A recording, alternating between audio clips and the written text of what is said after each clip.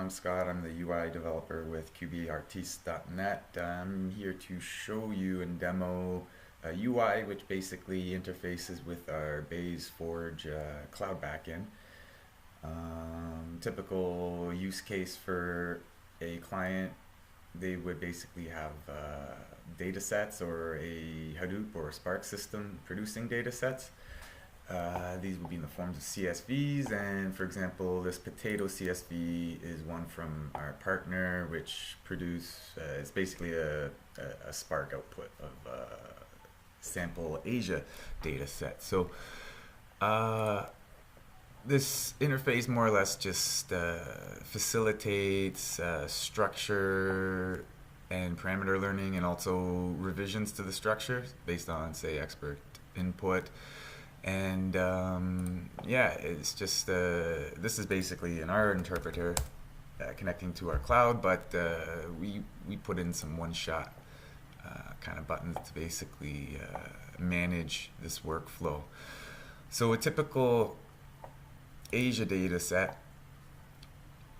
Now this right here is our interactive viewer for our Bayesian networks, and this will actually enable us to modify and edit and revise structures. So BNLearn typically has a whitelist and a blacklist option, and this just really makes things a little bit easier.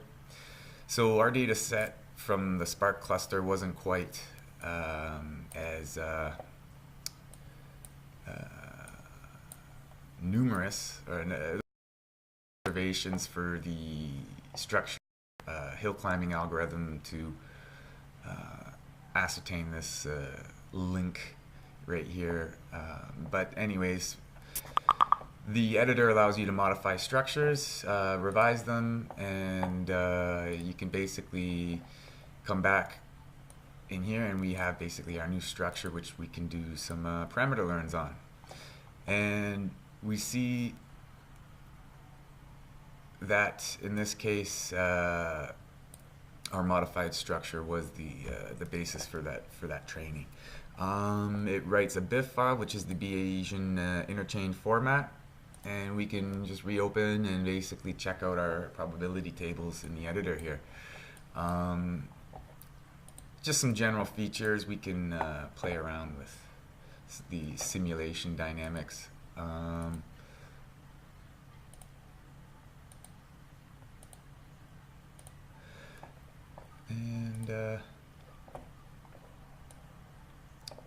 Yeah, so it's a pretty neat visual way of interacting with your Bayesian networks, in addition to the full features of having BNLearn inside the Bayesforge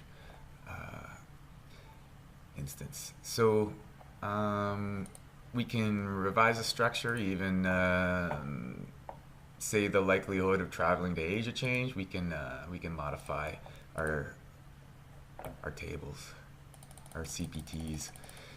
For example, if we're generating data or making some imputations back in R, we can basically now use this revised structure, which shows up here.